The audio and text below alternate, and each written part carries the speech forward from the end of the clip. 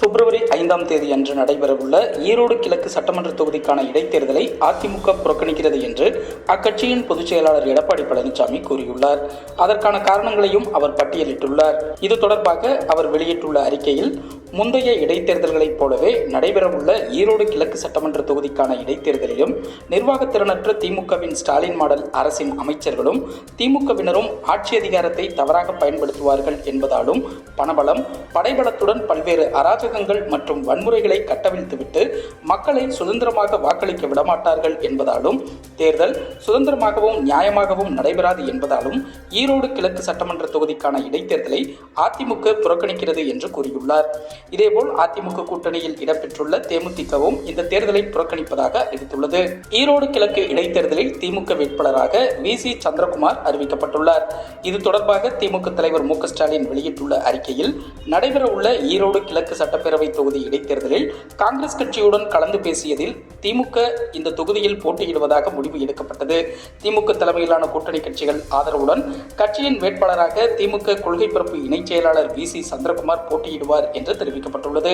2026 சட்டமன்ற பொதுத் தேர்தலுக்கு இன்னும் 10 மாதங்களே உள்ள நிலையில் முதல்வர் மற்றும் இந்தியா கூட்டணியின் தமிழக தலைவராக விலகிக் கொண்டிருக்கும் மு.க. ஸ்டாலின் முதல் முறையாக கேட்டுக்கொண்டதற்கு இணங்க அகில இந்திய காங்கிரஸ் தலைமை மற்றும் தமிழ்நாடு காங்கிரஸ் தலைமையில் தீவிர ஆலோசனைக்கு பிறகு நாங்கள் அனைவரும் ஒருமனதாக ஏற்றுக்கொண்டு இந்தியா கூட்டணியின் சார்பாக ஈரோடு கிழக்கு தொகுதியின் இடைத்தேர்தலில் திமுக வேட்பாளர் போட்டியிடுவார் என்று உறுதி செய்யப்பட்டது.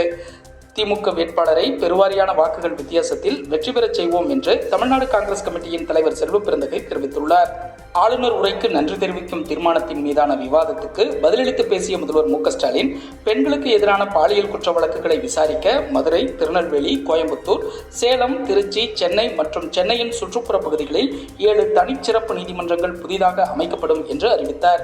சிறுமிகள் மீதான பாலியல் வன்கொடுமை மற்றும் 18 வயதுக்குட்பட்ட பெண்கள் மீதான கூட்டு பாலியல் வன்கொடுமை குற்றம் செய்வோருக்கு அதிகபட்சமாக மரண தண்டனை விதிக்க வகை செய்யும் 2 சட்ட மசோதாக்கள் தமிழக சட்டப்பேரவையில் சனிக்கிழமை நிறைவேற்றப்பட்டது.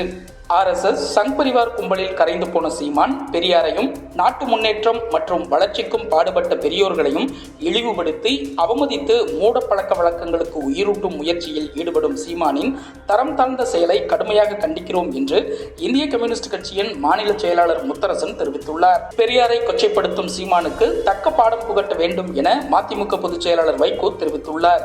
பெரியாரின் வரலாறும் சாதனைகளும் மிக நீண்டவை. அவற்றை முழுமையாக படிக்காமல் அரைகுறை புரிதலுடன் அவற்றை விமர்சிப்பது ஏற்க முடியாது.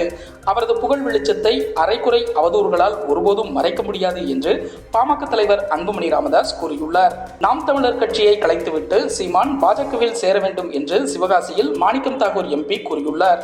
விடுதலை சிறுத்தைகள் கட்சியை அங்கீகரிக்கப்பட்ட மாநில கட்சியாக தேர்தல் ஆணையம் அதிகாரப்பூர்வமாக அறிவித்திருப்பதை ஒட்டி விசிக தலைவர் தொல் திருமாவளவனுக்கு முதல்வர் ஸ்டாலின் வாழ்த்து தெரிவித்துள்ளார்.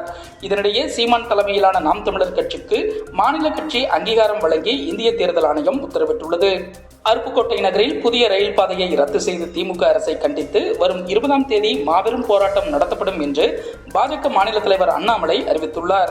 பீகார் மாநிலத்தில் சாதிவாரி மக்கள் தொகை கணக்கெடுப்பை அந்த மாநில அரசே நடத்தியதாகவும் அதற்கு அம்மாநில உயர்நீதிமன்றம் தடை விதித்து உத்தரவிட்டதாகவும் தமிழக சட்டப்பேரவையில் முதல்வர் மு.க. ஸ்டாலின் கூறியிருக்கிறார். தமிழக மக்களின் சமூக நீதி சார்ந்த விவகாரத்தில் சட்டப்பேரவையிலேயே முதல்வர் மு.க. ஸ்டாலின் அப்பட்டமாக பொய் கூறியிருப்பது கண்டிக்கத்தக்கது என்று பாமக நிறுவனர் ராமதாஸ் தெரிவித்துள்ளார். அமெரிக்காவின் லாஸ் ஏஞ்சல்ஸ் நகரில் காட்டுத்தீயை கட்டுப்படுத்த தீயணைப்பு படை வீரர்கள் இரவு பகலாக பணியில் ஈடுபட்டுள்ளனர். இதுவரை 10 பேர் உயிரிழந்துள்ளனர்.